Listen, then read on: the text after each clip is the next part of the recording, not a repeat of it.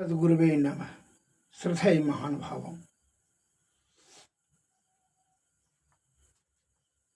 हर मस्तिष्क में यह प्रश्न उठता है, ईश्वर कहाँ है? हमारे गुरु महाराज की वाणी में आया है, श्रवण करें।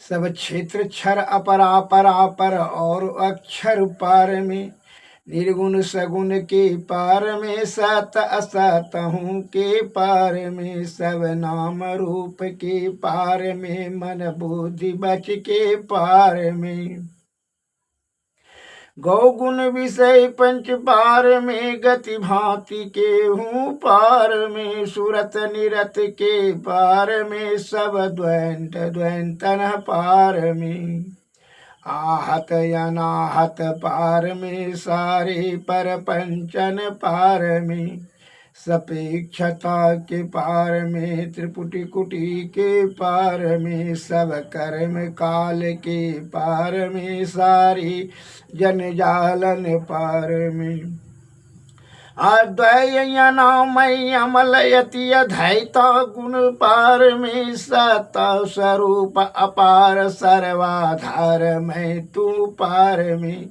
पुनि ओम सोम के पार में, यरु सजिदानंदन पार में, है अनंत व्यापक व्याप जो पुनि व्याप व्यापक पार में, है हिरण्य गर्भ खरव जासो जो है संतन पार में, सर्वीस है अखिलेश है विष बीस है सब पार में, सत शब्द धर कर चल मिलन और निसारे पार में, सदगुरु करुण कर थर ढर धर में ही जाओ वही पार में, सब क्षेत्र क्षर अपरापर और अक्षर पार में। श्री सदगुरु महाराज की जय।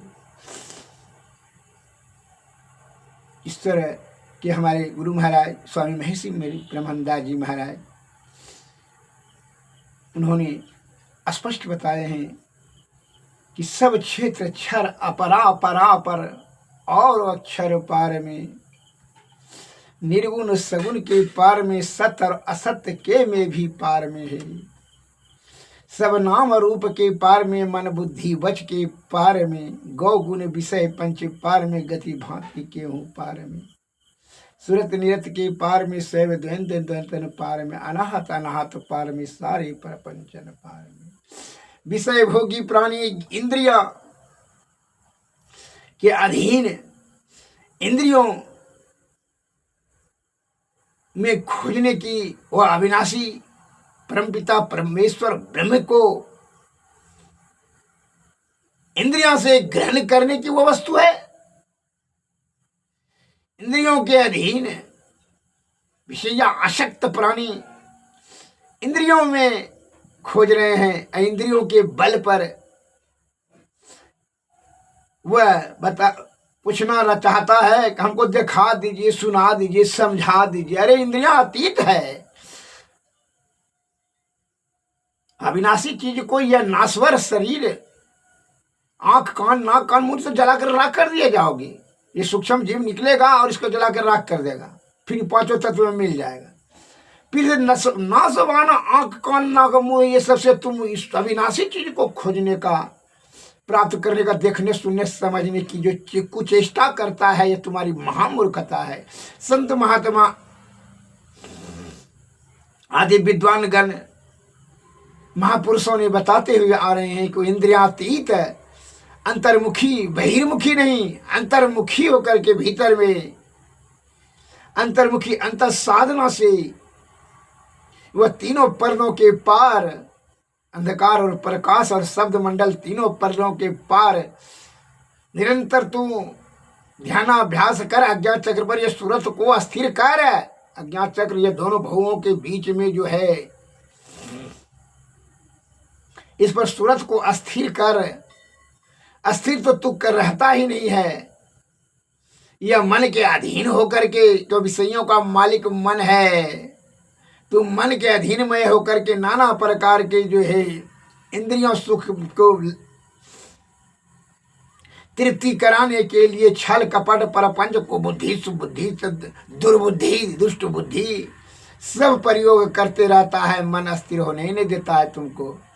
पहले मन को जो मर्डर है विषयों का उसको छिन्न करने के लिए संत महात्मा बताते हैं कि तू निरंतर सदैव ध्यान करने से विषय वासना छिन्न होगा और यह सूरत जब नाद में जाएगा, इसलिए नाद ध्यान में जाने के बाद ही जो है जो शब्द अनहत शब्द जो मिलेगा वह शब्द में ध्वनि होती है और ध्वनि में जो ज्योति होती है वही ज्योति में यह मन को लय किया जाता है। जब यह मन लय हो जाए लीन हो जाएगा छिन्न हो जाएगा तब क्या होगा, यह आजाद हो जाएगा। तब यह सूरत को सार शब्द वहीं मिलेगा और सार शब्द तब निशब्द में तब यह सूरत पर ब्रह्म की प्राप्ति हो जाएगा। फिर आवागमन के झंझट से मुक्त हो जाएगा। लेकिन मन माया और काया के कुसंगति में आकर के तीनों पर्दों के पीछे आ गया और विषय की आसक्ति हो गई है, जबकि विषय इनकी वस्तु नहीं है। जीवात्मा की यह कुसंगति में आकर करके काम क्रोध मद मोह लोभ ईर्षा मत्सर राग द्वेष में फंस जाता है। रूप रस गंध शब्द स्पर्श ये ज्ञान इंद्रियां के जो है यह मालिक मन है और ये मन के बहकावे में आकर के मन माया और काया की कुसंगति में आता है। इसलिए माया किसको व्याप्त नहीं होता, जो आत्मज्ञानी होता है उसको माया व्याप्त नहीं होता है। माया व्याप्त हो जाने के कारण से विषय भोगी को जो है वह परम प्रभु परमेश्वर तीनों पर्दों के जो पार है अंधकार प्रकाश और शब्द मंडल के तू पर्दे में चला आया है। उसके पार जाने के लिए सतत निरंतर ध्यान करें और सदगुरु की कृपा प्राप्त करके जुक्ति से भक्ति तब मुक्ति होगी। तो सदगुरु की सेवा करेंगे तभी उनकी कृपा होगी। बिनु गुरु नर भव तरई न कोई, जो हरि बिरंच शंकर शम होई। आप ब्रह्मा विष्णु महेश के समान हो जाए लेकिन बिना गुरु का कोई भी नर ये भवसागर पार नहीं हो सकता। क्यों? विषय बड़ा बलवती होता है। विषय की आसक्ति इतनी बलवती होती है कि बड़े बड़े ऋषि मुनि महर्षि ज्ञानी ध्यानी भी जो है यह विषय के संपर्क में आने पर लपेटे में चला आता है और विषय आसक्त होकर करके जीव आत्मा की दुर्गति करा लेता है। कैसे? एक महात्मा जी 50 वर्षों से तपस्या कर रहे थे। जब अपने शिष्य राजा के यहाँ पहुंचे तो उनकी जो है राजकुमारी की सुंदर रूप देख करके मोहित हो गया, कामाशक्त हो गया। वह राजा से कहा इस राजकुमारी से हम कुछ प्राइवेट में वार्तालाप करना चाहते। तो राजा ने कहा गुरुदेव में पूछने की क्या जरूरत है, कीजिए। एकांत में बात किया तो महात्मा जी ने कहा कि तुम्हारा जो है रूप से मैं मोहित हो गया हूँ, अतः प्रेम मैं तुमसे करना चाहता हूँ। तो लड़की आत्मज्ञानी थी, वह जो है उसको भक्ति का बीज प्राप्त हृदय कुंड में हो गया था अपने पिता माता पिता के संस्कार से। इसलिए कहता भक्ति बीज बिन सही नहीं, अजो जुग जाए अनंत ऊंच नीच घर नमले फिर भी संत का संत। वह जो है खूबसूरती नवयुवती राजकुमारी समझ ली कि ये जो है विषय के संपर्क में रूप के संपर्क में आकर के ये महात्मा जी हमारे पिताजी के गुरु जो है पथ भ्रष्ट हो रहे हैं, अब इनको संभालना अति आवश्यक है। तो कहा कि ठीक है गुरुदेव, अगला एतवार को आप आवें, मैं आपके साथ प्रेम करूंगी। कहा ठीक है। वह महात्मा जी चले गए और जब है वो 8 दिन के बाद आए तब तक जो है 8वां 8 दिन की क्षण जुलाब ले कर करके बमन दस्त खांसी थांसी धम्मा कफ पसीना मल मूत्र बमन उल्टी पुल्टी सभी जो है सब जो है वस्तु के एक एक हड़िया में रखवाती जा रही थी और अत्यंत दुर्बल और काली हो गई, झुर्री हो गया राजकुमारी को। 8वां दिन जब महात्मा जी आए तो दासी ने बोली कि चलिए महात्मा जी आपका इंतजार कर रही है रानी राजकुमारी जी। वह उनके कक्ष में ले गए, वही रास्ते से मलमूत्र और कप पसीना वाला रास्ता से जो कि वही रास्ता से बड़ा दुर्गंध से योग महात्मा जी ने नाक बंद कर लिया कि बहुत दुर्गंध होता है करके। हुजूर महात्मा जी महात्मन यह राजकुमारी का ही मलमूत्र का पसीना है, जो वह जिस दिन से आप गए थे उस दिन से उसका तबीयत खराब हो गया, बीमार हो गई, उल्टी दस्त होने लगा। चलिए देखिए, वहाँ जब गुरु जी पहुँचे, महात्मा जी राजकुमारी सोने के पलंग पर सोई हुई थी गलीचा पर, लेकिन बहुत कुरूप हो गई थी, केवल हड्डी बच गया था। उसको देख करके महात्मा जी को बड़ा घोर आश्चर्य हुआ कि रूप तुम्हारा कहाँ? क्योंकि रूप तो वही दिखाया नहीं दासी ने, क्योंकि हाँ हम तो दिखाएं, वही मल मूत्र का पसीना किची उची सब जो है उसमें है। जिस दिन से गए महात्मन उसी दिन से हमको झाड़ उल्टी वो की दस्त हो गया, इसलिए हम कुरूप हो गए। आइए प्रेम कीजिए। महात्मा जी को आत्मा में ज्ञान हुआ कि यह हम कौन मलमूत्र का पसीना ढोने वाला शरीर से आसक्त होकर करके कि 50 वर्षों की तपस्या हम भंग करने के लिए जा रहे थे। यह राजकुमारी सचमुच में आत्मज्ञानी है। उसी का चरण अपने सिर में निभा करके कहा, तुमको हम आज से गुरु मान लिया, तुमने 50 वर्षों का पूंजी हमको जमा कर दिया, जो कि विषय में गिरते गिरते तू हमको बचा लिया।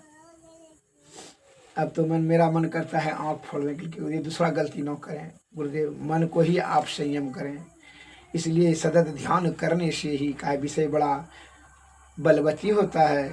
सदगुरु की कृपा से ही विषय का त्याग संभव है। अतः इसलिए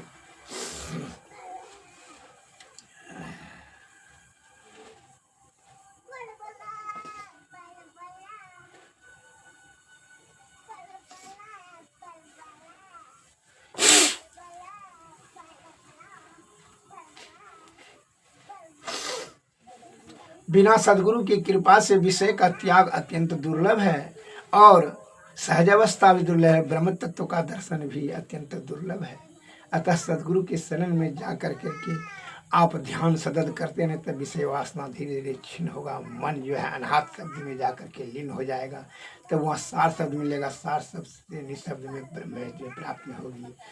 इस प्रकार से वहाँ से लड़की जो है राजकुमारी के चरण को छू करके प्रणाम किया और महात्मा जी वहाँ से वन की ओर चलेगी। उनको आत्मा में ज्ञान हुआ। श्री सदगुरु महाराज की जय। इसीलिए यह जो है सूरत है, जीवात्मा विषय की संपर्क में आ जाने से बड़े बड़े ऋषि मुनि महर्षि भी पथभ्रष्ट हो जाते हैं। अतः विषय बड़ा बलवती होता है, सदगुरु की कृपा से ही इस पर जो है विजय प्राप्त करना संभव है। इसलिए सदगुरु के शरण में जाएं, श्री सदगुरु महाराज की। तभी जो है सदगुरु की कृपा से आप तीनों पर्दों के पार यह जीव आत्मा को सर्वेश्वर अर्थात परब्रह्म की प्राप्ति करा सकते हैं। कोई इंद्रियां से जो आप चाहते हैं, आँख कान मुँह कान जो है त्वचा ये सबको जो है ईश्वर का दर्शन, वैसा नहीं हो सकता है। यह तो नाशवान शरीर है, वह अविनाशी चीज को देखने के लिए यह सूक्ष्म जीव ही वहाँ जा सकता है। श्री सदगुरु महाराज की। इसीलिए श्री सदगुरु की सार शिक्षा याद रखनी चाहिए।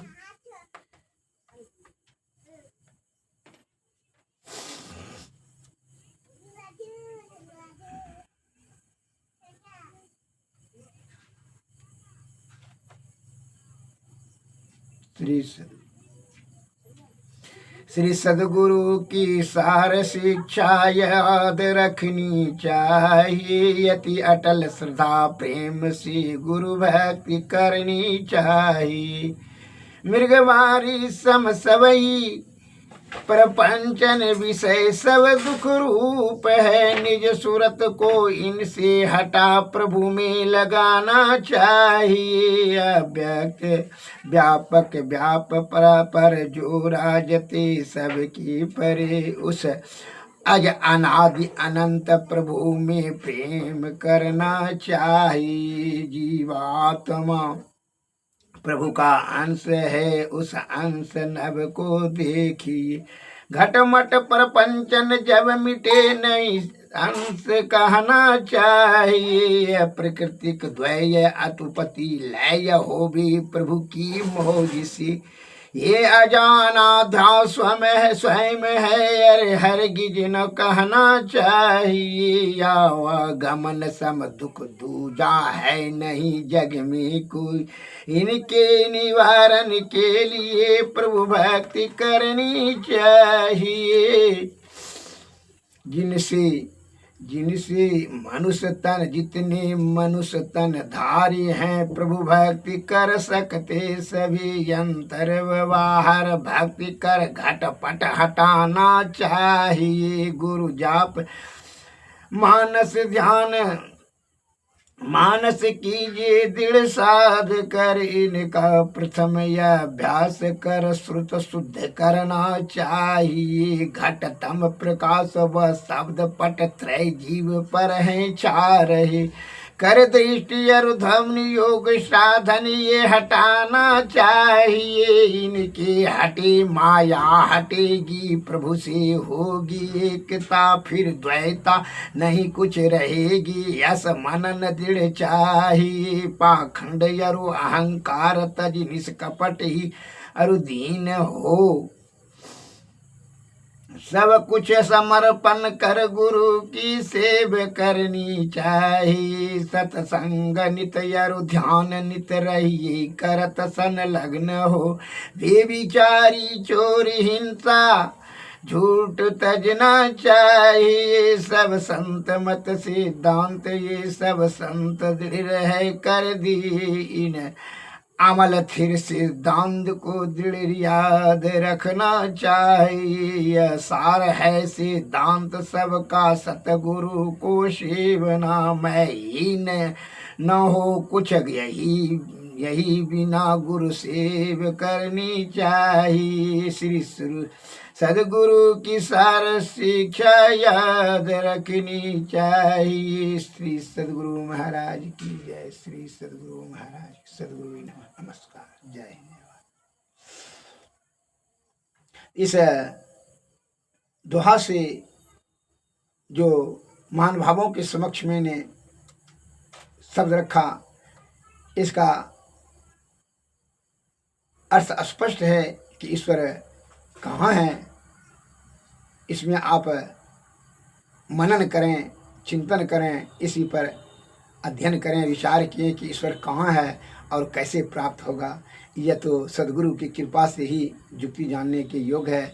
और कहाँ है इसके बारे में तो हमारे गुरु महाराज ने जो कहा हम आपके समक्ष वह शब्द रखा। श्री सदगुरु नमस्कार जय।